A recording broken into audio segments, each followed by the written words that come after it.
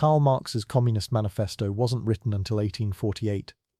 But 2,000 years before that, a mysterious community living by the Dead Sea had already abolished private property, created a society where everyone was equal, and established a perfect commune. Moreover, this system successfully operated for 200 years until the Roman Empire destroyed them. The discovery of their existence reads like something from an adventure novel. In the winter of 1947, a young Bedouin shepherd named Mohammed Ed Dihib was searching for a stray goat among the limestone cliffs near the Dead Sea. When he threw a stone into one of the countless caves dotting the cliff face, he heard the unexpected sound of shattering pottery. Climbing inside, he discovered tall clay jars containing ancient leather scrolls wrapped in linen. What Muhammad had stumbled upon would revolutionize our understanding of ancient Judaism and reveal the existence of one of history's most radical social experiments. These Dead Sea Scrolls, as they came to be known, were the library of the Essenes, a Jewish sect that flourished from approximately the 2nd century BCE to the 1st century CE. The scrolls contain not only the oldest known copies of Hebrew biblical texts, but also the community's own writings, including their manual of discipline, their interpretation of scripture, and detailed descriptions of their communal lifestyle. Through these texts, combined with the accounts of contemporary historians like Josephus, Philo of Alexandria, and Pliny the Elder, we can reconstruct the remarkable story of a community that achieved what Marx could only theorize about. The Essenes emerged during a period of profound crisis in Jewish society. The Maccabean revolt against Seleucid rule had succeeded in establishing an independent Jewish state, but the Hasmonean dynasty that followed quickly became corrupted by power. The temple priesthood in Jerusalem, once the spiritual heart of Judaism, had become a political prize bought and sold by the highest bidder. Many pious Jews viewed this corruption with horror, seeing it as a fundamental betrayal of their covenant with God. While the Pharisees sought reform through stricter interpretation of the law, and the Sadducees aligned themselves with the political establishment, the Essenes chose a radically different path. They withdrew from mainstream society entirely, establishing isolated communities where they could live according to their understanding of divine law. The main Essene settlement was at Qumran, strategically located on a plateau overlooking the Dead Sea, approximately 13 miles east of Jerusalem. The site's isolation was deliberate. The Essenes viewed the outside world as irredeemably corrupt, referring to themselves as the sons of light, engaged in a cosmic struggle against the sons of darkness. Their withdrawal wasn't merely geographical, but represented a complete rejection of contemporary Jewish society's values and structures. At Qumran, they created an alternative social order that prefigured many elements of later utopian communities. Archaeological excavations at Qumran have revealed a carefully planned settlement designed for communal living. The complex included a large assembly hall that could accommodate the entire community for meals and meetings, extensive water collection and purification systems, with multiple ritual baths, workshops for copying scrolls and producing pottery, storage facilities for communal property, and a sophisticated scriptorium where scribes labored to preserve and copy sacred texts. The architecture itself reflected their values. There were no luxury quarters or private spaces that might indicate social hierarchy. Every structure served the collective needs of the community. The process of joining the Essenes was remarkably similar to later monastic orders and communist cells. It began with a year of probation during which the candidate lived alongside the community but remained technically outside it. They could observe and be observed, learning the community's ways while the members evaluated their sincerity and compatibility. If accepted after this initial period, the candidate entered a 2-year novitiate. During this time, they participated more fully in communal life, but still retained their private property and ate separately from full members. The initiation ceremony that marked full membership was a profound and irreversible commitment.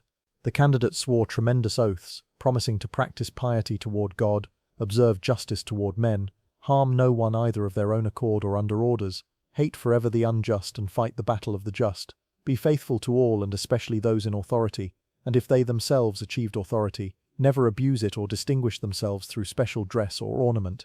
Most significantly, they surrendered all private property to the community's common treasury. Josephus tells us that they neither buy nor sell among themselves, but each gives what he has to any in need and receives from them in exchange what is useful to himself. This economic system was remarkably sophisticated.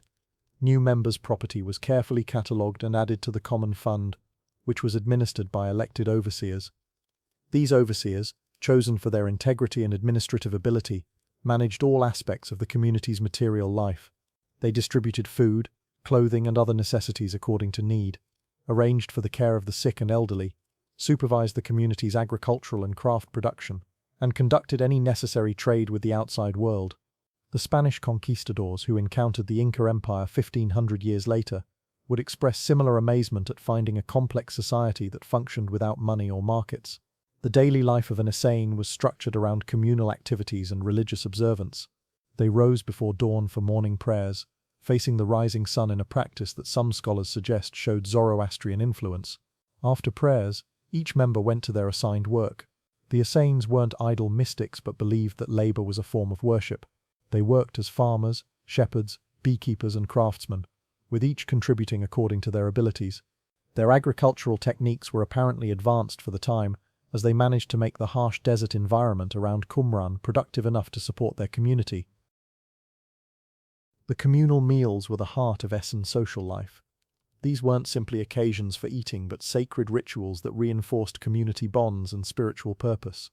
Members bathed and dressed in white linen garments before entering the dining hall. The meal began and ended with prayers, and conversation during eating was minimal and subdued. The food itself was simple but nutritious, typically consisting of bread, vegetables, and occasionally fish. Meat was rarely consumed, and wine was forbidden to all but the elderly and infirm. These meals served multiple functions beyond nutrition. They were demonstrations of equality, with all members regardless of their previous social status eating the same food at the same table. They were exercises in discipline, with members learning to moderate their appetites and find satisfaction in simplicity. They were also rituals of inclusion and exclusion, as only full members could participate, reinforcing the boundary between the community and the outside world. The Essenes' approach to marriage and sexuality was complex and apparently varied between different communities. Josephus reports that one order of Essenes was strictly celibate, viewing sexual desire as a dangerous passion that could disrupt communal harmony. These celibate Essenes maintained their numbers through adoption and conversion, taking in orphans and raising them according to their principles. However, Josephus also mentions another order that permitted marriage, but only for procreation. These married Essenes observed their wives for 3 years to ensure fertility before consummating the marriage, and sexual relations were strictly regulated according to ritual purity laws. The Dead Sea Scrolls themselves provide evidence for both practices, including rules for married members and their children alongside passages praising celibacy. The education system of the Essenes was remarkably comprehensive.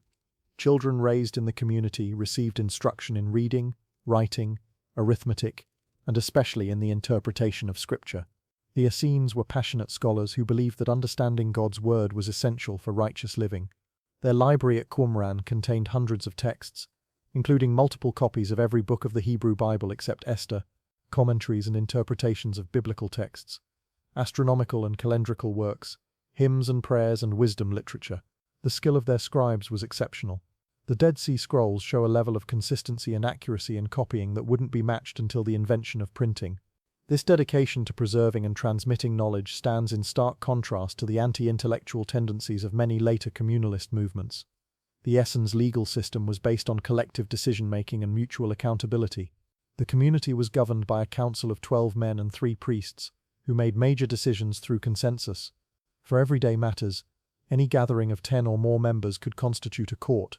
Punishments for infractions ranged from reduced food rations to temporary exclusion from communal meals to permanent expulsion for serious offences. The infractions recorded in their Manual of Discipline provide a fascinating window into daily life and its challenges.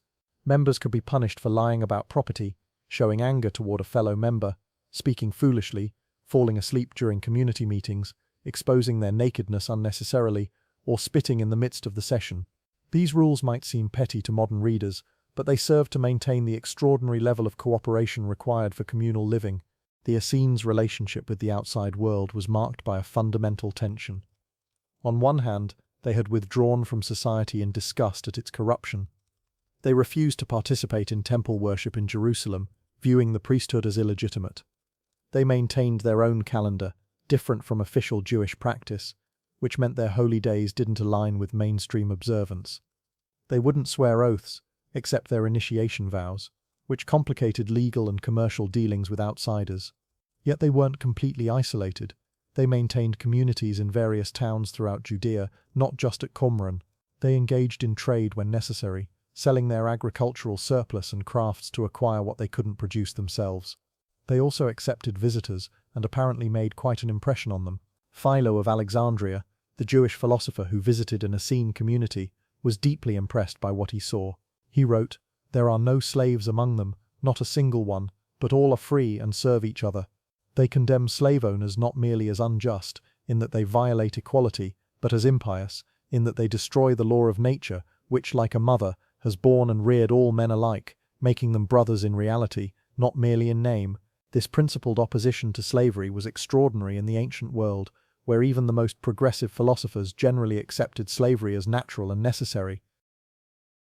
The Essenes' influence on early Christianity has been debated by scholars for generations. The parallels are striking and numerous. Both movements practiced communal ownership of property, emphasized spiritual purity over ritual observance, practiced baptism as a rite of initiation and purification, shared sacred meals as central community rituals, expected an imminent apocalyptic judgment, and organized themselves as alternatives to corrupt religious establishments. The Book of Acts describes the early Jerusalem church in terms remarkably similar to Essene practice. All the believers were one in heart and mind.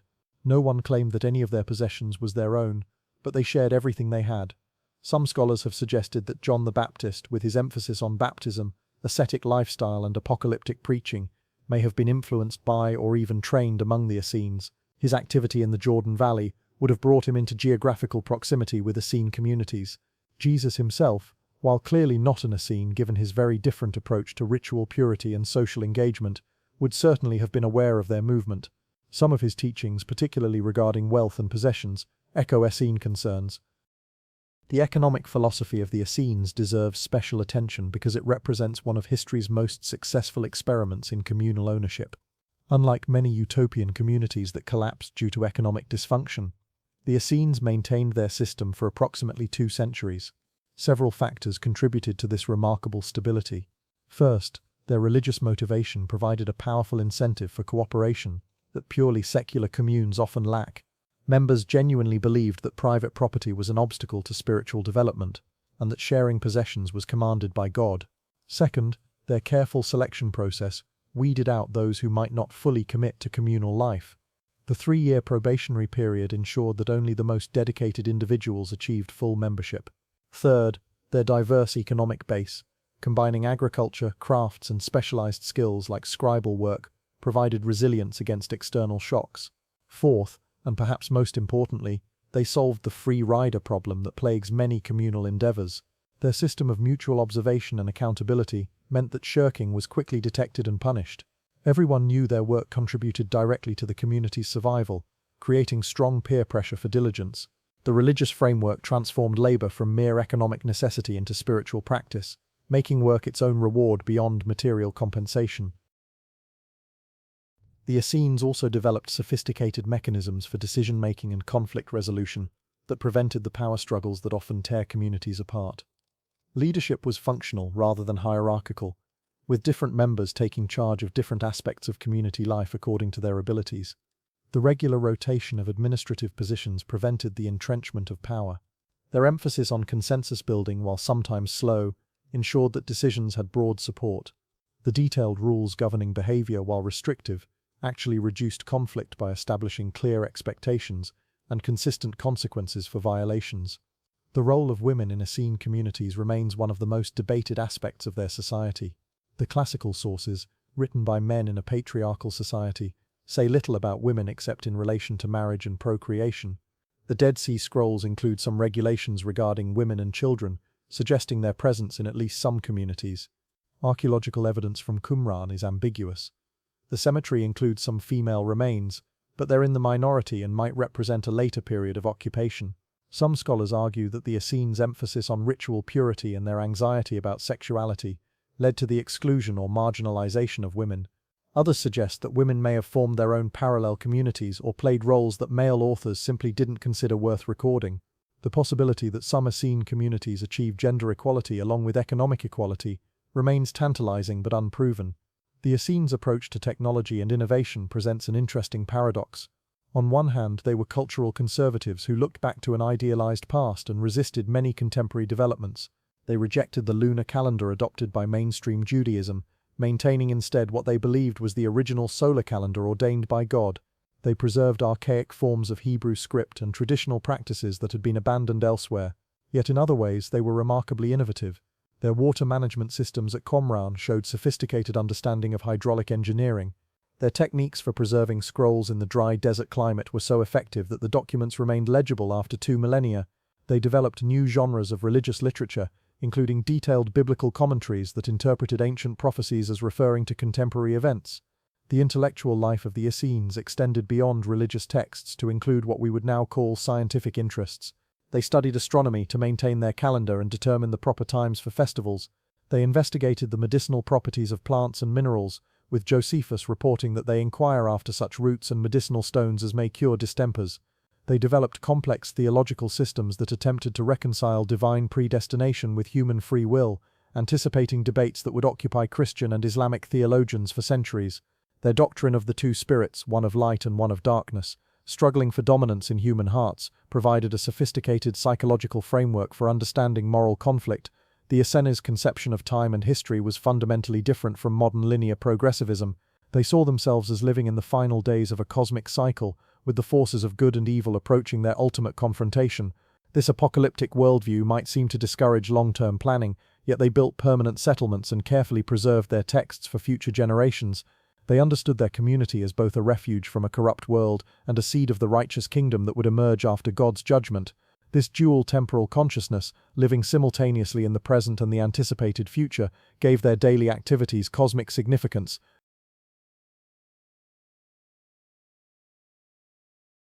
The discipline required to maintain Essene communal life was extraordinary. Members submitted to a degree of regulation that modern individualists would find intolerable. Every aspect of life, from eating and sleeping to speaking and defecating, was governed by rules. Privacy as we understand it didn't exist. Members were constantly under observation by their peers, their behavior subject to communal scrutiny and judgment. Yet this wasn't experienced as oppression, but as liberation. By submitting to communal discipline, members believed they were freed from the tyranny of individual desires and enabled to pursue spiritual perfection. The paradox of freedom through submission would reappear in various forms throughout the history of intentional communities. The Essenes' attitude toward violence and warfare was complex and somewhat contradictory. Their writings include detailed descriptions of the final apocalyptic war between the sons of light and the sons of darkness, complete with military formations and tactical instructions. Yet in their daily lives they were notably peaceful. Josephus reports that they would suffer torture and death rather than violate their principles. They manufactured no weapons and avoided military service when possible. This tension between apocalyptic militancy and practical pacifism reflects a broader pattern in their thought. They were radical in vision but conservative in practice, revolutionary in ideology but disciplined in behavior. The question of why individuals would choose such a demanding lifestyle deserves careful consideration. Modern scholars have proposed various explanations. Some emphasize psychological factors, suggesting that the Essene community attracted individuals with certain personality types. Those who struggled with the ambiguities and compromises of ordinary life might find relief in the clear rules and structured environment of Qumran. Others focus on sociological factors, arguing that the Essenes drew from displaced or marginalized groups who found in the community a status and security unavailable in mainstream society. Still others emphasize the religious motivation, the genuine belief that this lifestyle was commanded by God and necessary for salvation. The testimonies of ancient visitors suggest that many Essenes found deep satisfaction in their communal life. They were described as remarkably cheerful, peaceful, and content. The absence of competition for wealth and status apparently reduced anxiety and conflict. The strong social bonds formed through shared labor and meals provided emotional support. The sense of participating in a cosmic drama gave meaning to even mundane activities. The regular routine of prayer, work, and study created a rhythm that many found conducive to spiritual development. While we can't know how many members harbored private doubts or regrets, the community's longevity suggests that enough found it fulfilling to sustain recruitment over generations. The Essenes' dietary practices deserve special attention as they represented both a practical economic strategy and a theological statement. Their predominantly vegetarian diet wasn't simply a matter of poverty or asceticism, but reflected deep convictions about purity and compassion. They believed that consuming meat involved participation in violence and death, states incompatible with spiritual perfection. Their meals of bread, vegetables, and fruits were seen as closer to the original diet ordained by God in Eden. This dietary discipline also had practical advantages. Vegetarian food was cheaper to produce and store, required less water in the desert environment, and reduced the community's dependence on trade. The communal meals became occasions for demonstrating that simple food, properly prepared and gratefully received, could be both satisfying and sanctifying. The Essenes developed sophisticated systems for maintaining ritual purity that went far beyond mainstream Jewish practice. They bathed frequently, not just for cleanliness but as a spiritual discipline. Before every meal, before prayers, after defecation, and after any contact with outsiders or lower-ranking members, they would immerse themselves in ritual baths. The elaborate water systems at Qumran, with multiple pools and channels, were designed to facilitate these frequent ablutions. This emphasis on purity extended to their clothing, with members wearing white linen garments that were regularly washed. They were particularly concerned about bodily emissions, with detailed rules governing everything from spittle to semen. These practices might seem obsessive to modern observers, but they served important communal functions. They reinforced group identity and boundaries, created shared disciplines that bonded members together, and provided a physical vocabulary for expressing spiritual aspirations. The economic productivity of the Essene communities challenges common assumptions about communal ownership. Despite the absence of individual property rights and market incentives, they apparently achieved considerable prosperity. Ancient sources describe them as industrious and frugal, producing high-quality goods that were valued in regional markets. Their date palms and balsam groves were particularly profitable. They developed expertise in beekeeping, producing honey and wax for trade. Their scribal work was in demand, as they had a reputation for accuracy and reliability. This economic success wasn't accidental, but resulted from several factors. The elimination of individual consumption beyond basic needs meant that surplus could be invested in productive assets. The diverse skill set of members, drawn from different backgrounds, created economic synergies. The discipline and organization of communal life reduced waste and inefficiency. Most importantly, the religious motivation to work as unto the Lord apparently generated effort comparable to or exceeding individual material incentives. The governance structure of the Essene communities anticipated many features of later democratic and socialist organizations. While they maintained formal leadership positions, power was remarkably diffused.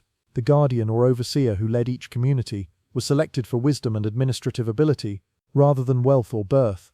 His authority was limited by the council and the assembly of all members. Major decisions required extensive consultation and consensus building. Even minor decisions were often made collectively, with any 10 members able to constitute a decision-making body. This participatory governance had several advantages. It prevented the concentration of power that had corrupted mainstream Jewish institutions. It ensured that decisions had broad support, reducing resistance to implementation. It provided a training ground for democratic skills, with members learning to articulate positions, build coalitions, and accept collective decisions. The Essenes' educational philosophy was remarkably progressive for its time. They believed that knowledge should be accessible to all members, not reserved for an elite. Every member was expected to be literate and capable of reading scripture. They organized regular study sessions where members would read and interpret texts together. More experienced members were expected to teach newer ones, creating a culture of mutual education. Children raised in the community received comprehensive education that included not just religious instruction, but practical skills and what we would now call liberal arts. This emphasis on education served multiple purposes. It enabled meaningful participation in the community's religious life, supported the scribal work that provided economic income, created intellectual stimulation that made communal life more attractive, and developed critical thinking skills that paradoxically strengthened rather than weakened religious commitment. The relationship between the Essenes and mainstream Judaism was marked by mutual suspicion and occasional hostility.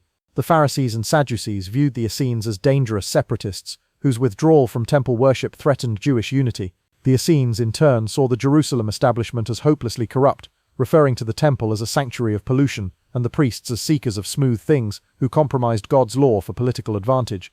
Yet this opposition wasn't absolute. The Essenes continued to see themselves as the true Israel, the faithful remnant preserving authentic Judaism until God's intervention restored proper worship. They maintained connections with sympathizers in mainstream society, some of whom may have been associate members, living ordinary lives while following Essene teachings as much as possible.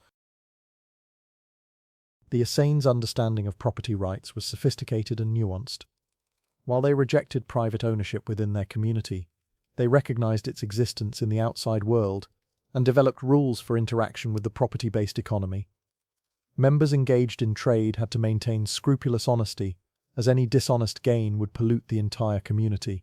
They distinguished between different types of property, with some items like clothing and tools subject to communal sharing, while others like ritual objects might be assigned to individuals for use. They developed concepts analogous to modern distinctions between personal property, items for individual use, and private property, though their terminology and framework differed.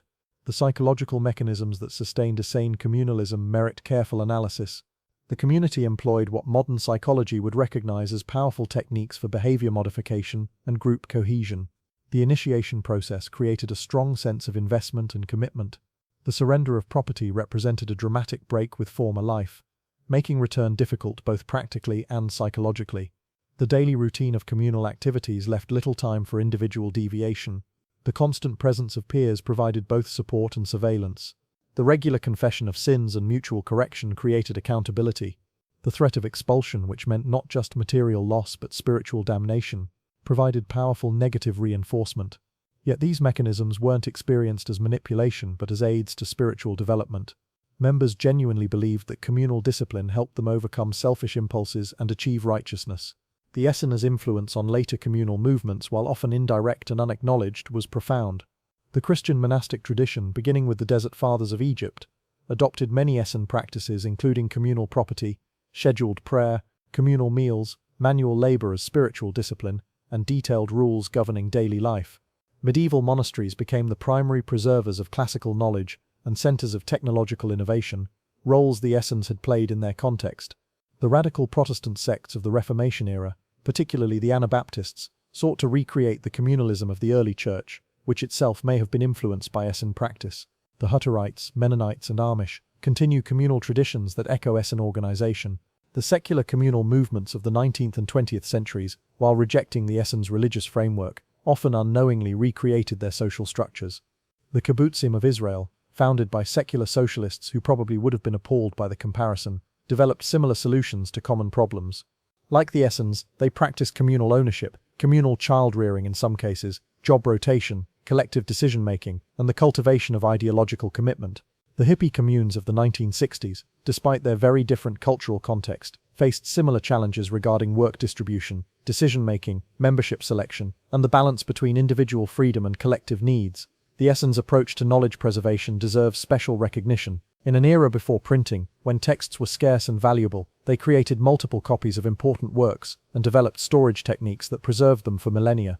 Their scribal practices, including careful proofreading and correction procedures, maintained textual accuracy across generations. They developed commentary traditions that preserved not just texts, but interpretive frameworks for understanding them. Their bilingual and multilingual manuscripts show engagement with the broader intellectual currents of their time. The discovery of the Dead Sea Scrolls revolutionized biblical scholarship by providing Hebrew texts 1,000 years older than previously available manuscripts. Without the Essenes' dedication to preservation, our understanding of ancient Judaism and the origins of Christianity would be far poorer. The role of ritual in maintaining Essene community cohesion provides insights applicable to any intentional community. Their rituals weren't empty formalism, but carefully designed practices that reinforced communal values and relationships. The daily prayers synchronized members' activities and thoughts. The communal meals created regular occasions for social bonding.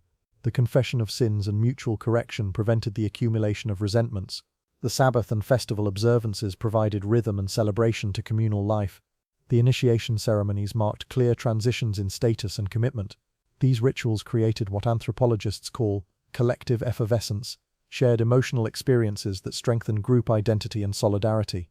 The Essenes' ecological practices, while not framed in modern environmental terms, demonstrated remarkable sustainability. Their desert agriculture required careful water management and soil conservation. They practiced what we would now call permaculture, creating productive oases in harsh environments. Their vegetarian diet had a much lower ecological footprint than the meat-heavy diets of elite Romans. Their emphasis on simplicity and frugality meant minimal waste production. Their communal ownership prevented the overexploitation that often results from individual property rights. They demonstrated that human communities could thrive while living in harmony with challenging natural environments. The question of whether the Essene model could be scaled up to larger societies has intrigued social theorists for generations.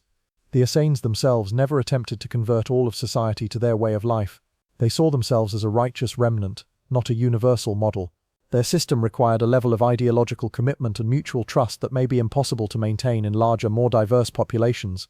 The intense face-to-face interactions that sustained their communalism become impractical beyond a certain size. Yet elements of their system have been successfully adapted to larger scales. The monastic orders of medieval Europe created networks of communities following similar rules, achieving a kind of federal communalism. Modern welfare states have implemented universal provision of basic needs, though through different mechanisms. The Essenes experiment suggests that radical alternatives to private property and market economics are possible, even if their pure form may be limited to small, committed communities. The gender dynamics within Essenes communities, while incompletely understood, raise important questions about the relationship between economic and social equality. If the Essenes achieved economic communalism but maintained patriarchal gender relations, what does this say about the limits of economic reform? Conversely, if some Essenes communities included women as equal members, why was this revolutionary development not more clearly recorded? The absence of clear evidence itself tells us something about the androcentrism of ancient sources, and perhaps of the Essenes movement itself. Modern communal movements have discovered that economic equality without addressing gender, racial, and other forms of hierarchy often reproduces oppression in new forms. The Essenes' intellectual legacy extends beyond their preserved texts to include their method of interpretation. They developed sophisticated techniques for reading ancient scriptures as coded messages about contemporary events. Their Pesher commentaries, which decoded prophetic texts as referring to their own community and times, anticipated modern hermeneutical approaches that emphasize the reader's context in creating meaning. They understood texts as living documents that spoke anew to each generation, rather than fixed artifacts of the past. This dynamic approach to tradition enabled them to be both conservative and innovative, preserving ancient texts while finding in them radical new meanings. The economic efficiency of the Essenes system challenges conventional economic wisdom about incentives and productivity. According to standard economic theory, the absence of individual property rights and material incentives should lead to shirking and inefficiency. Yet the Essenes maintained productive communities for 2 centuries. This suggests that under certain conditions, non-material incentives like social approval, ideological commitment, and spiritual fulfillment can motivate economic effort as effectively as material rewards. The key conditions appear to include small group size enabling mutual monitoring, strong ideological commitment to communal goals, effective mechanisms for detecting and punishing free riding, a culture that values work as inherently meaningful, and leadership selected for competence rather than wealth. The Essenes approach to conflict resolution offers lessons for contemporary communities struggling with interpersonal disputes. They recognized that unresolved conflicts could destroy communal harmony and developed systematic procedures for addressing grievances. The Manual of Discipline outlines a process similar to that later recommended in the Gospel of Matthew: first private confrontation, then involvement of witnesses, and finally bringing the matter before the whole community. They emphasized reconciliation over punishment, with many penalties designed to reintegrate offenders rather than exclude them permanently. The regular practice of mutual correction normalized constructive criticism and prevented the build-up of hidden resentments. The emphasis on confession and forgiveness provided psychological release and social reset. These practices required high levels of emotional maturity and commitment to communal welfare over individual pride. The literary output of the Essenes reveals a community of remarkable intellectual vitality.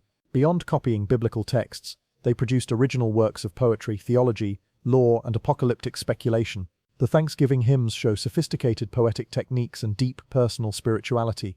The War Scroll demonstrates detailed military knowledge despite the community's practical pacifism. The Temple Scroll presents an idealized vision of temple architecture and ritual that rivals the biblical descriptions in comprehensiveness. The Community Rule provides one of the earliest examples of constitutional documentation for an intentional community. This literary productivity suggests that communal life, far from stifling creativity, can provide conditions conducive to intellectual and artistic expression. The Essenes' understanding of human psychology was remarkably sophisticated. Their doctrine of the 2 spirits struggling within each person anticipated later psychological theories about internal conflict. They recognized that external behavior change required internal transformation and developed practices aimed at reshaping desires and impulses. Their emphasis on confession and mutual correction showed understanding of the psychological benefits of acknowledgement and accountability. Their structured daily routine recognized the role of habit in shaping character. Their initiation process demonstrated grasp of commitment and consistency principles. Their use of ritual and symbol showed intuitive understanding of how concrete practices shape abstract beliefs. While expressed in religious rather than scientific language, their psychological insights remain relevant to anyone seeking personal or communal transformation. The medical practices of the Essenes, mentioned briefly by ancient sources, appear to have been advanced for their time. Josephus reports that they studied medicinal plants and minerals, suggesting empirical investigation of natural remedies. Their emphasis on cleanliness and frequent bathing probably contributed to better health outcomes than in communities with less stringent hygiene. Their vegetarian diet, while motivated by religious concerns, likely provided health benefits. Their regulated lifestyle, with regular sleep patterns and moderate consumption, anticipated modern understanding of preventive medicine. The communal care for sick members ensured that illness didn't lead to destitution. Some scholars suggest that the Therapeutae, an Egyptian Jewish group similar to the Essenes, were named for their healing practices. The integration of physical, psychological, and spiritual approaches to health anticipated holistic medicine. The Essenes' relationship with political power was marked by principled withdrawal, rather than revolutionary confrontation. Unlike the Zealots who sought to overthrow Roman rule through violence, the Essenes created an alternative social order within the existing political framework. They paid taxes when required, avoided direct confrontation with authorities, and didn't seek to impose their system on others. This strategic withdrawal enabled them to maintain their radical experiment for 2 centuries. Yet their very existence represented an implicit critique of both Jewish and Roman power structures. By demonstrating that alternative social organizations were possible, they challenged the inevitability of existing arrangements. Their writings show that they expected divine intervention to eventually establish their system universally, but until then, they focused on perfecting their own communities rather than reforming society at large. The archaeological evidence from Qumran continues to generate scholarly debate about the exact nature of the Essenes settlement. The site's features include sophisticated water systems with multiple ritual baths, a large dining hall with an adjoining pantry containing hundreds of bowls, cups, and plates, a scriptorium with writing tables and inkwells, extensive storage facilities including a massive cylindrical cistern, a pottery workshop producing distinctive ceramic styles, a stable complex suggesting agricultural activity, and a cemetery with over 1,000 graves oriented uniformly north-south. Some scholars argue these remains indicate a celibate male community devoted primarily to religious study. Others see evidence for a more diverse population including families engaged in agricultural and craft production. The debate highlights how archaeological evidence requires interpretation through theoretical frameworks that may say as much about modern assumptions as ancient realities. The Essenes calendar system deserves attention as an example of how seemingly technical religious issues had profound social implications. They followed a solar calendar of 364 days divided into 4 seasons of 91 days each, with each season containing 3 months of 30, 30 and 31 days. This differed from the lunar solar calendar used by mainstream Judaism, which required periodic intercalation to align lunar months with the solar year. The Essene calendar had the advantage of mathematical regularity, with festivals always falling on the same day of the week each year, but it put them out of sync with the rest of Jewish society, meaning they observed festivals on different days. This calendrical separation reinforced their social separation and made clear that they weren't simply reform-minded Jews but creators of an alternative Judaism. The calendar controversy shows how technical religious disputes often mask deeper conflicts about authority, tradition, and identity. The Essenes' theology of predestination and free will anticipated debates that would occupy Christian and Islamic theologians for millennia. They believed that God had predetermined the general course of history and the ultimate fate of individuals, yet they also emphasized human responsibility and the importance of choosing righteousness. This apparent paradox was resolved through a sophisticated theological framework. God had created 2 spirits, one of light and one of darkness, and assigned each person a proportion of each spirit. This divine assignment influenced but didn't absolutely determine behavior. Through disciplined practice and communal support, individuals could strengthen their good inclination and weaken their evil inclination. The community's rules and rituals were tools for this spiritual struggle. This theology provided both comfort and motivation while explaining the existence of evil in a world created by a good God. The economic anthropology of the Essene system reveals important insights about the nature of property and exchange. They distinguish between different types of ownership and use rights in sophisticated ways. While private property and means of production was abolished, personal items for individual use were recognized. Communal property wasn't an undifferentiated mass, but was carefully managed through designated roles and responsibilities. They developed what anthropologists call generalized reciprocity within the community, where members gave according to ability and received according to need without keeping strict accounts, yet they maintained balanced reciprocity with the outside world, carefully tracking exchanges to ensure fairness. This dual system enabled them to maintain communal relations internally while engaging with market economies externally. Their experience suggests that property rights are not natural or universal, but social constructions that can be organized in various ways depending on community values and goals. The Essenes' attitude toward technology and material culture reflected a complex negotiation between spiritual ideals and practical necessities. They weren't primitivists who rejected all technological advancement. The sophisticated water systems at Qumran, the techniques for preserving scrolls, and their agricultural innovations show willingness to employ technology for communal benefit. Yet they were selective about which technologies to adopt. They rejected luxury items and status symbols that might create distinctions between members. They avoided technologies that required dependence on outside suppliers or that might compromise their self-sufficiency. They preferred simple, durable goods that could be produced and maintained locally. This selective approach to technology anticipated later appropriate technology movements that seek tools scaled to human communities rather than industrial systems.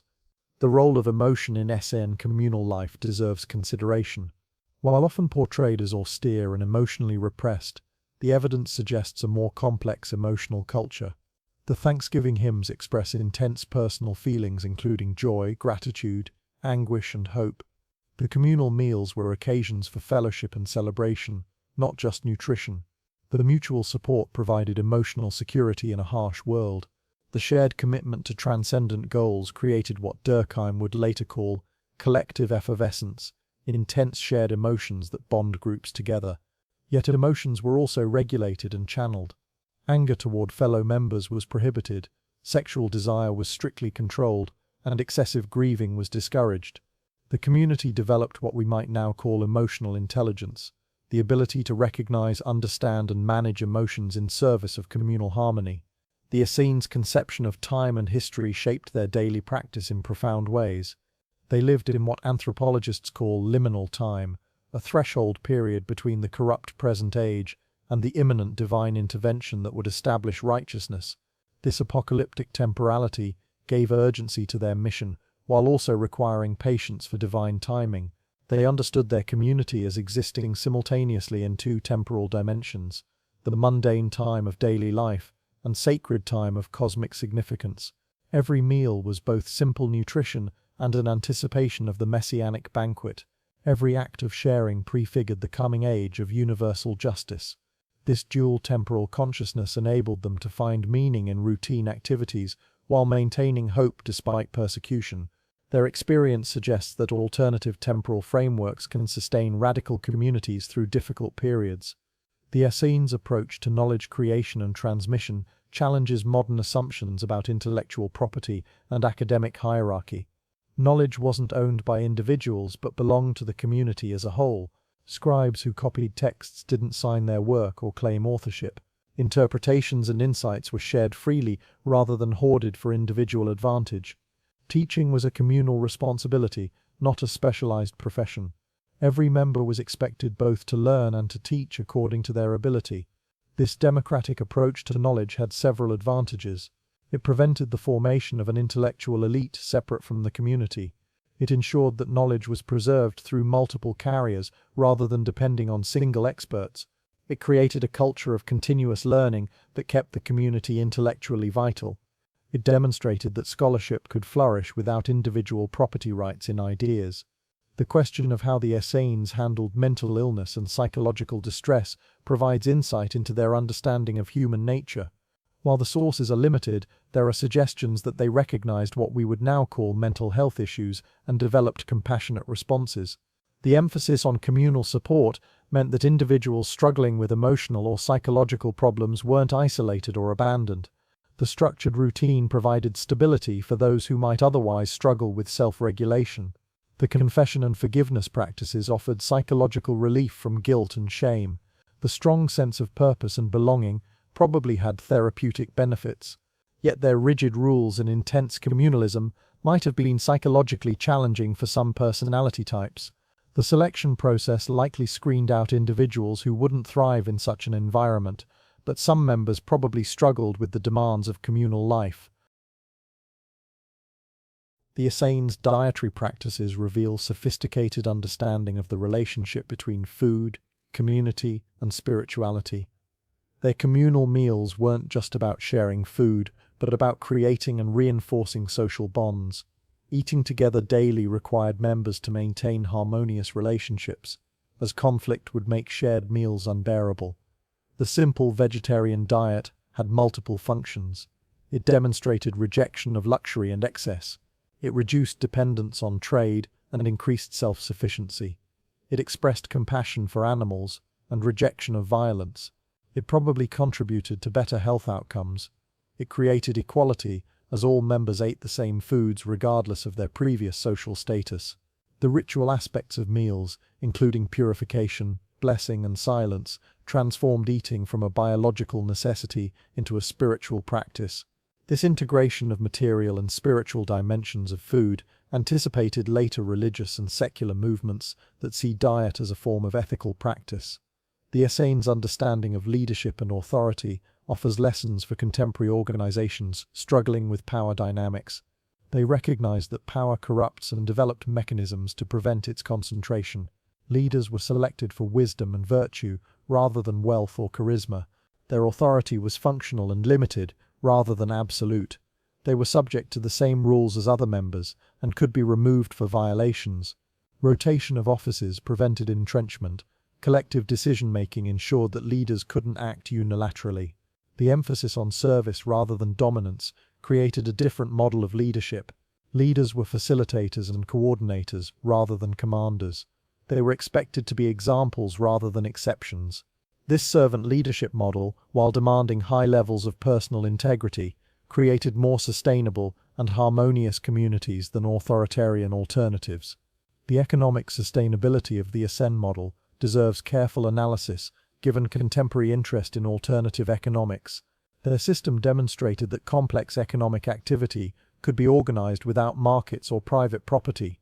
They achieved efficient allocation of resources through planning and communal decision-making rather than price signals. They motivated productive effort through social and spiritual incentives rather than material rewards. They managed common resources without the tragedy of the commons through strong social norms and mutual monitoring. They innovated and adapted without patent protection or individual profit motives. Yet their system also had limitations. It required high levels of ideological commitment that might be difficult to maintain across generations. It worked best at relatively small scales, where face-to-face interaction was possible. It depended on relative isolation from corrosive market influences. It assumed a level of material simplicity that many might find unappealing. These successes and limitations provide valuable data for those seeking alternatives to capitalism. The Essenes' response to internal diversity and disagreement offers insights into managing pluralism within unified communities. While they maintained strict standards for membership and behavior, the evidence suggests some diversity in practice between different Essene groups. Some were celibate, others married. Some lived in isolated communities, others in towns. Some emphasized study, others manual labor. This diversity within unity was managed through shared core commitments combined with flexibility in implementation. All Essenes shared fundamental beliefs about property, purity, and providence, but these were expressed differently in different contexts. This approach enabled the movement to adapt to various environments and attract diverse members while maintaining coherence. The tension between unity and diversity, standardization and adaptation, remains a challenge for any movement seeking to maintain identity while allowing growth and change. The material culture of the Essenes, as revealed through archaeological remains, shows how ideology shaped daily life in concrete ways. Their pottery was functional rather than decorative, expressing values of simplicity and utility. Their buildings were designed for communal rather than private use, with large common spaces and minimal individual quarters. Their tools were practical and durable rather than ornate or status marking. Their clothing was simple white linen, eliminating fashion as a source of distinction or competition. Even their burial practices expressed equality, with uniform grave orientations and absence of grave goods. This material culture wasn't just a reflection of poverty, but a deliberate choice to embody values in physical form. Every object and space reinforced communal ideals and reminded members of their commitment. The integration of ideology and material culture created a total environment supporting their way of life. The Essenes' experience with communal child-rearing, while incompletely documented, raises important questions about family structure and socialization. In communities that included families, children were apparently raised with significant communal involvement. They received education from the community rather than just parents. They were socialized into communal values from early age. They learned to see themselves as members of the collective, rather than just a nuclear family. This communal child-rearing had several potential advantages. It provided children with multiple adult role models and sources of support. It ensured that all children received education regardless of parental capacity. It created strong peer bonds that reinforced communal identity. It prevented the reproduction of inequality through differential family resources. Yet it also potentially weakened parent-child bonds and reduced parental authority. The limited evidence makes it difficult to assess outcomes, but the question of how to balance family autonomy with communal solidarity remains relevant for intentional communities. The Essenes' theological innovations had lasting influence on Western religious thought. Their emphasis on individual resurrection, rather than just collective restoration, shaped Christian and Islamic eschatology. Their dualistic framework of light versus darkness influenced Gnostic and Manichaean thought. Their idea of a righteous remnant preserving truth through corrupt times inspired numerous reform movements.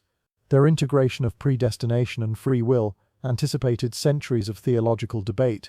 Their method of biblical interpretation through contemporary application influenced Rabbinic Judaism and Christian hermeneutics. Their vision of communal perfection inspired monastic movements and utopian communities.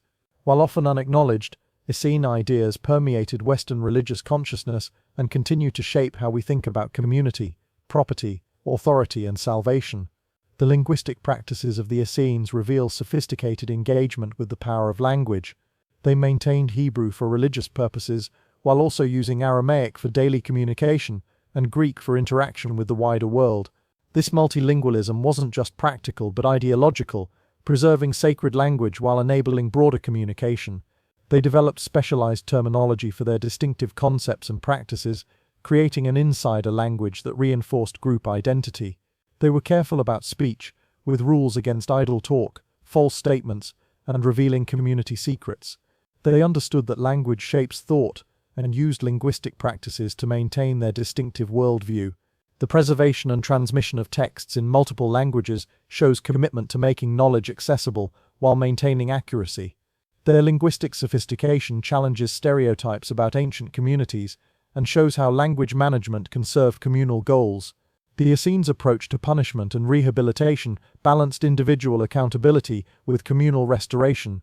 While they maintained strict rules with specified penalties, the goal was usually reform rather than retribution. Many punishments involved temporary exclusion from communal privileges rather than permanent expulsion. This created incentive for behavioral change while maintaining hope for reintegration. The graduated system of penalties, from reduced rations to complete exclusion, provided proportional responses to different offenses. The emphasis on confession and repentance offered a path back to good standing. The involvement of the whole community in judicial proceedings ensured transparency and consistency. Yet for certain grave offenses, particularly betrayal of community secrets or fundamental principles, expulsion was permanent and total. This ultimate sanction maintained the boundary between commitment and betrayal. The balance between mercy and justice, rehabilitation and punishment, remains a challenge for any community seeking to maintain standards while showing compassion. The economic productivity of Essene communities challenges assumptions about the relationship between competition and innovation. Despite the absence of market competition and individual profit motives, they apparently achieved technological and organizational innovations. Their water management systems at Qumran represented advanced engineering. Their scroll preservation techniques were remarkably effective. Their agricultural methods made barren land productive. Their organizational structures enabled complex coordination without bureaucratic hierarchy. This innovation without competition suggests that other motivations can drive improvement: the desire to better serve communal goals, the satisfaction of solving problems, the recognition from peers for contributions, and the religious motivation to perfect creation, all apparently stimulated innovation. Their experience suggests that competition, while one driver of innovation, is neither necessary nor always optimal for technological and social progress. The Essenes' negotiation with surrounding political powers demonstrates strategic adaptation without fundamental compromise. They managed to maintain their radical social experiment within hostile or indifferent political contexts through careful boundary management. They paid required taxes while maintaining economic communalism internally. They avoided political involvement while developing elaborate theories about political legitimacy. They rejected military service while preparing for apocalyptic war. They criticized corruption while avoiding direct confrontation. This strategic quietism enabled long-term survival, but may also have limited their influence. Unlike early Christians who eventually converted the empire, or zealots who directly challenged it, the Essenes remained a marginal, if persistent, presence. Their experience raises questions about the trade-offs between purity and influence, withdrawal and engagement, that continue to challenge alternative communities. The role of music and poetry in Essene life, while mentioned only briefly in sources, appears to have been significant. The Thanksgiving hymns show sophisticated poetic composition. References to singing at communal meals suggest regular musical practice. The emphasis on psalms and hymns in worship indicates musical literacy. Music and poetry served multiple communal functions. They provided emotional expression within a regulated environment. They reinforced communal memory and identity through repeated performance. They offered aesthetic pleasure in an otherwise austere lifestyle.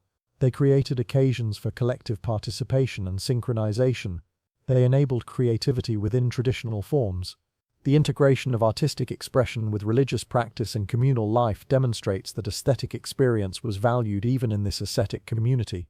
The Essenes' understanding of the body and physical discipline anticipated later monastic practices. They saw the body not as evil, but as requiring careful management. Physical purity through washing paralleled and reinforced spiritual purity. Dietary restrictions demonstrated mastery over appetite. Sexual continence for some channeled energy towards spiritual pursuits. Manual labor disciplined the body while serving communal needs. Regular prayer times created bodily rhythms aligned with spiritual practice. This integrated approach to physical and spiritual discipline recognized the embodied nature of human existence. Rather than pure spirit-matter dualism, they developed practices that used bodily discipline to support spiritual development. Their experience influenced Christian monasticism's similar integration of physical and spiritual practices. The question of whether women participated in Essene communities remains one of the most debated aspects of their history. The classical sources written by male authors in patriarchal societies say little about women except in relation to marriage. Josephus mentions one order that married but gives no details about women's roles. The cemetery at Qumran includes some female and child burials, suggesting family presence at some period. Some scrolls contain rules regarding women and marriage, indicating their presence in at least some communities. Yet women are absent from most community regulations and leadership positions. This silence might indicate exclusion, marginalization, or simply the androcentrism of sources. Some scholars argue for separate women's communities or parallel female structures within mixed communities. Others suggest that celibate communities excluded women while married communities included them as subordinate members. The uncertainty itself is revealing, showing how gender assumptions shape both ancient sources and modern interpretations. The Essenes' experience with maintaining ideological commitment across generations provides insights into the challenges of communal reproduction. The first generation, motivated by reaction against corruption and hope for imminent divine intervention, had strong commitment. But how to transmit this to children raised within the community who hadn't experienced the corruption that motivated withdrawal? The Essenes developed several strategies. Intensive education from early age instilled communal values. Initiation rituals created personal investment in communal identity. Regular renewal ceremonies reinforced commitment. Apocalyptic expectations maintained urgency across generations. Contact with outside corruption reminded members why they had withdrawn. Yet the eventual disappearance of the Essenes suggests these mechanisms ultimately failed. Whether from Roman destruction, loss of apocalyptic hope, or gradual assimilation, the community couldn't maintain itself indefinitely. Their experience highlights the difficulty of sustaining alternative communities across multiple generations.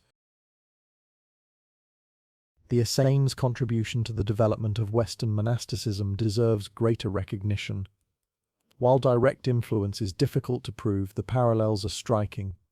Both practiced communal property ownership, scheduled prayer times, communal meals, manual labor as spiritual discipline, celibacy, detailed behavioral rules, and initiation processes with probationary periods.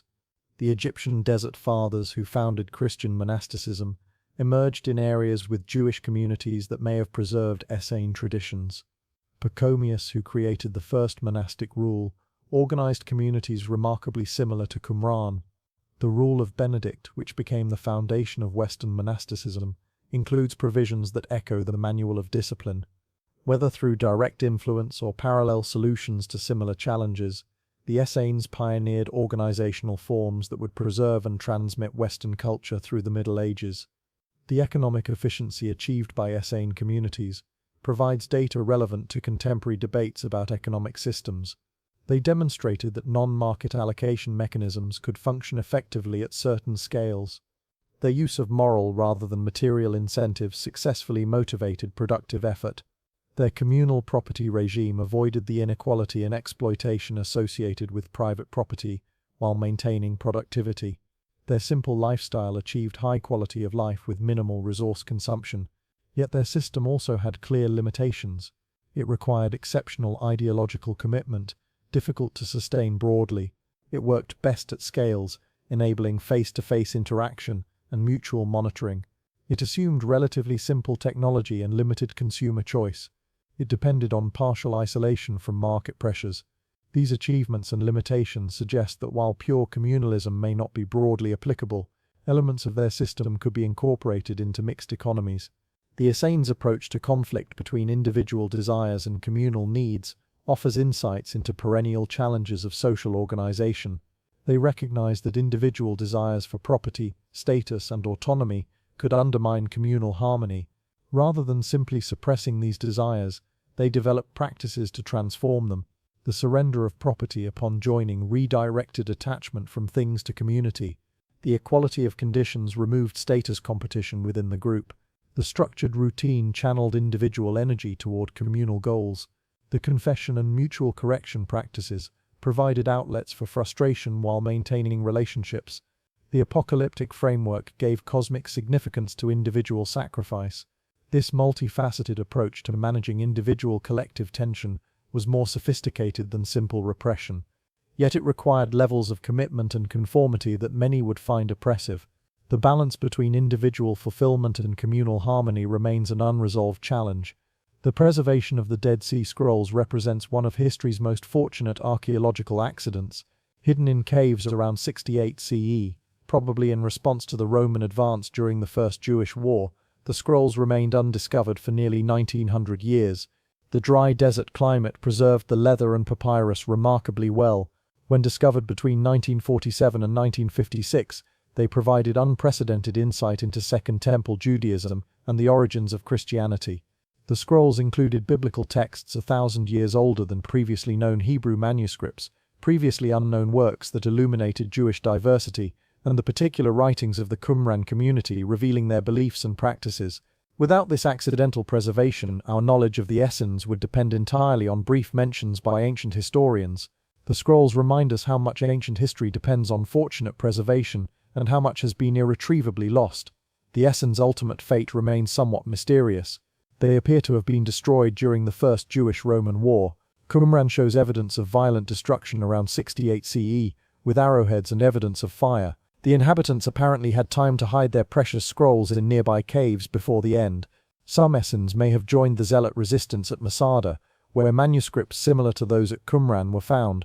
Others may have fled to Egypt or Syria, where similar communities like the Therapeutae existed. Some scholars suggest that Essene refugees influenced the development of Jewish Christianity and Gnosticism. The rapid growth of Christianity in areas where Essenes had lived suggests possible conversion of survivors. Yet as a distinct movement, the Essenes disappeared from history.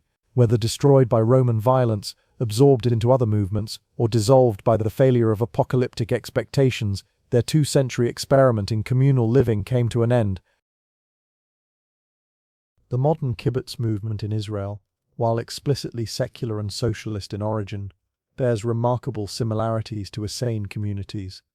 Both practiced communal ownership of property, collective child-rearing in early kibbutzim, communal meals, job rotation, direct democracy, and emphasis on agricultural self-sufficiency.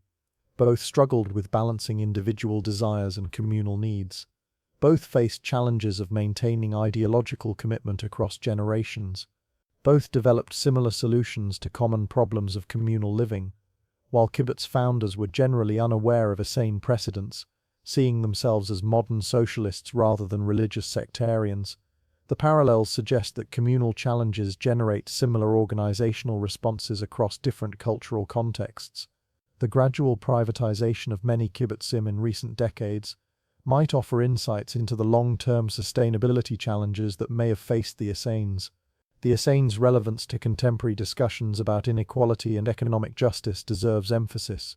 At a time when wealth inequality has reached extreme levels globally, the Essenes demonstrate that radically egalitarian alternatives have existed and functioned. Their critique of property accumulation as spiritually corrupting resonates with contemporary concerns about the psychological and social effects of materialism. Their practice of mutual aid and communal support offers a model for social solidarity in individualistic times. Their simple lifestyle and ecological sustainability provide examples for those seeking alternatives to consumer capitalism, yet their example also shows the demands of such alternatives. The level of commitment, discipline, and sacrifice required for true economic equality may exceed what most people are willing to accept. Their experience suggests that while radical equality is possible, it requires fundamental transformation of values and social relations, not just redistribution of wealth. The intellectual legacy of the Essenes extends far beyond their preserved texts. They demonstrated that rigorous scholarship could flourish in communal settings without academic hierarchy or individual recognition. They showed that knowledge preservation and transmission didn't require private property and ideas. They proved that education could be democratized without losing quality. They developed innovative interpretive methods that influenced later hermeneutical traditions. They created new literary genres that expanded religious expression. They maintained multilingual competence that enabled cross-cultural communication. Their intellectual achievements challenge assumptions about the necessity of competition and individual incentives for scholarly productivity. The quality and quantity of texts produced at Qumran rivals the output of many modern academic institutions, despite the absence of tenure, grants, or publication credits. The psychological sophistication of Essene practices deserves recognition from modern therapeutic perspectives. Their emphasis on confession anticipated the talking cure of psychoanalysis. Their structured routine provided the consistency that psychologists now recognize as essential for mental health. Their strong social support networks offered what we now call social capital. Their sense of purpose and meaning provided what existential psychologists consider essential for psychological well-being. Their practices of self-examination and mutual correction developed self-awareness and interpersonal skills. Their integration of physical, social, and spiritual dimensions anticipated holistic approaches to mental health. While expressed in religious rather than psychological language, their practices addressed fundamental human psychological needs in sophisticated ways. The Essenes' approach to time and work-life balance offers interesting contrasts to modern patterns. Their structured routine divided time between prayer, work, study, and communal activities in regular cycles. This prevented the work obsession that characterizes much modern life while also avoiding idleness. The Sabbath and festival observances created rhythms of work and rest that modern psychology recognizes as essential for well-being. Their sunrise prayers and sunset meals aligned human activity with natural cycles in ways that electric lighting has disrupted. Their emphasis on present practice rather than future achievement reduced anxiety about success and failure.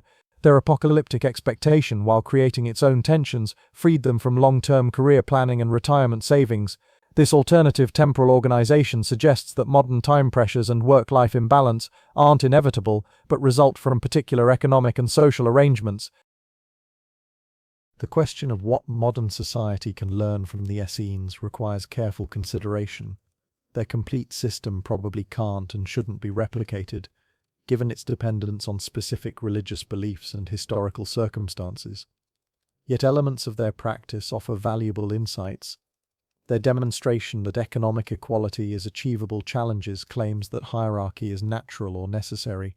Their successful communal decision-making shows that democracy can function without representatives or parties. Their integration of work, spirituality, and community offers alternatives to alienated labor. Their simple lifestyle and ecological sustainability provide models for reduced consumption.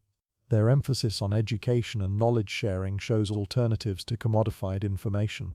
Their practices of mutual support and care demonstrate possibilities for social solidarity.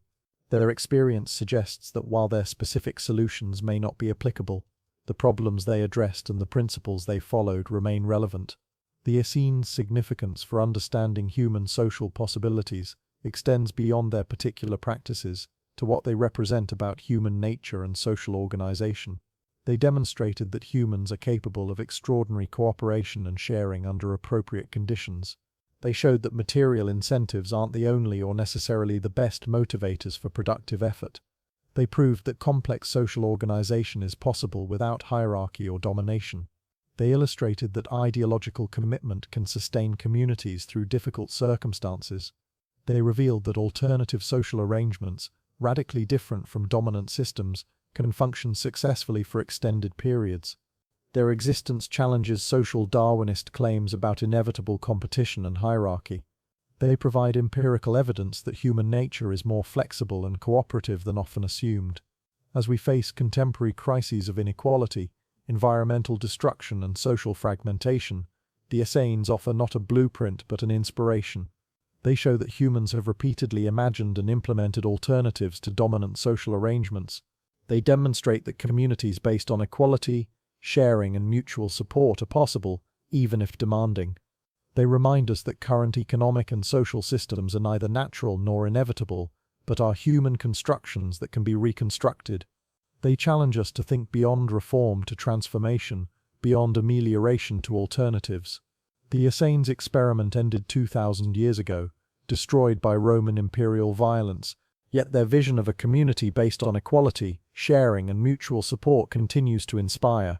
From medieval monasteries to modern communes, from kibbutzim to eco-villages, humans continue to attempt what the Essenes achieved, creating islands of alternative social relations within seas of conventional society. Most fail, some succeed for a time, none have yet achieved the Essenes' 2-century duration, but the attempt itself matters. Each experiment in communal living, economic equality, and social solidarity contributes to humanity's repertoire of social possibilities. The Dead Sea Scrolls, hidden in caves as Rome's legions approached, waited nearly 2 millennia to tell their story. That story isn't just about an ancient Jewish sect, but about human possibilities and limitations. The Essenes showed that humans could transcend individual greed and competition to create communities of remarkable equality and solidarity. They also showed the demands and difficulties of such communities, the tensions between individual and collective needs, the challenges of sustaining commitment across generations. Their success and ultimate failure provide data for anyone seeking to understand how humans might organize society differently in our current moment of global crisis and transformation. As established systems strain and crack under ecological, economic, and social pressures, the Essenes remind us that collapse can lead to new possibilities. They emerged from the crisis of Second Temple Judaism to create something unprecedented.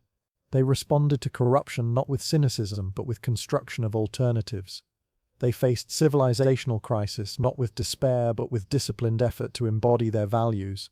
Their example suggests that our own crises might similarly generate creative responses, new forms of community and economy that we can barely imagine.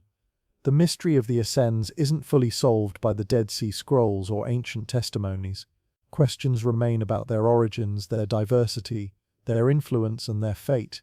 But perhaps the greatest mystery is how a small group of religious radicals in the Judean desert created a functioning communist society 2,000 years before Marx wrote his manifesto. They achieved what revolutionaries have dreamed and theorists have debated, a community of true equals sharing all things in common. That they did so through religious rather than political ideology, through withdrawal rather than revolution, through discipline rather than liberation, challenges modern assumptions about social change. The Essenes legacy lives not in direct institutional descendants, but in the persistent human dream of community, equality and justice. Every intentional community that shares resources, every religious order that practices poverty, every social movement that challenges property and privilege, carries forward something of the Essene experiment. They proved it could be done, even if they also showed how difficult it was to sustain. In a world where capitalism seems increasingly destructive, but alternatives seem impossible, the Essenes whisper across 2 millennia, another world is possible, because another world existed. Their scrolls, preserved by desert air and discovered by chance, tell a story that transcends its ancient context. It's a story about human beings choosing cooperation over competition, sharing over hoarding, community over individualism. It's a story about the price of such choices in discipline, commitment and sacrifice. It's a story about success and failure, persistence and disappearance, influence and oblivion. Most fundamentally, it's a story about human possibility, about what we're capable of when we commit fully to radical alternatives. The Essenes didn't change the world in their lifetime. Rome continued its conquests, inequality persisted, their communities were destroyed, yet by preserving their texts and practices long enough to be recorded and remembered, they changed how we understand what's possible. They expanded the human imagination about social organization. They provided evidence that alternatives to dominant systems can function. They left a legacy not of institutions but of inspiration. As we contemplate our own future, facing challenges that seem insurmountable within current systems, the Essenes offer not answers but encouragement. They face their own apocalypse, the destruction of their temple and nation, with discipline and hope. They built communities of care in contexts of crisis. They maintained faith in justice despite evidence of injustice. They created beauty and meaning in the desert. Their example suggests that even in the darkest times, humans can create light. Even in the most corrupt systems, alternatives can emerge. Even in the face of empire, small communities can embody different values. The Essenes are gone, their communities destroyed, their members scattered or killed. But their experiment in communal living, preserved in scrolls hidden in caves, continues to speak. To those who dream of equality, they say it's possible. To those who attempt community, they offer lessons. To those who despair of change, they provide evidence of human creativity. To those who accept current systems as natural or necessary, they whisper, "We live differently." In the end, the Essenes' greatest achievement may not have been their successful communalism or their preserved scrolls, but their demonstration of human possibility. They showed that humans could organize society on principles radically different from domination and accumulation. They proved that religious or ideological commitment could motivate economic behavior as effectively as material incentives. They demonstrated that communities could maintain equality and solidarity for extended periods. They expanded the range of what we know humans can do. Marx wrote that philosophers have only interpreted the world in various ways. The point is to change it. The Essenes did both. They interpreted their sacred texts to demand radical equality, and then created communities that embodied that interpretation. They didn't just theorize about communism, they practiced it. They didn't just critique corruption, they created alternatives. They didn't just dream of justice, they tried to live it. Their success was limited and temporary, but it was real. For 2 centuries in the desert by the Dead Sea, a different world existed. That world is gone, destroyed by Roman swords and scattered by historical winds. But its memory, preserved in hidden scrolls and ancient testimonies, continues to disturb and inspire. The Essenes remind us that current arrangements are neither natural nor permanent. They show that humans have repeatedly imagined and attempted alternatives. They demonstrate that even in unlikely circumstances, with limited resources, facing powerful opposition, communities can embody radical visions. They prove that another world is not only possible, but has actually existed. The shepherd boy who threw a stone into a cave in 1947 couldn't have known he would discover evidence of history's first successful communist society. The Essenes who hid their scrolls as Romans approached couldn't have known their texts would survive to inspire future generations. We who read their story today can't know what alternatives might emerge from our own crises. But the Essenes teach us to attempt the impossible, to build alternatives despite opposition, to maintain hope despite evidence for despair. Their experiment ended, but experiments end. Their communities disappeared, but communities disappear. What matters is that they tried, that they succeeded for a time, that they left evidence of their attempt. In a world that often seems trapped in destructive patterns, where alternatives seem impossible and change seems blocked, the Essenes remind us that humans have always been capable of more than existing systems allow. They whisper across centuries, we shared everything in common, we lived as equals, we created community in the desert. If we could do it then, what might you do now? The mystery of the Essenes isn't really about an ancient Jewish sect.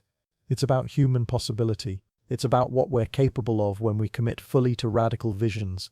It's about the communities we might create, the equality we might achieve, the solidarity we might build. The Essenes are gone, but their challenge remains. If another world is possible, why not create it?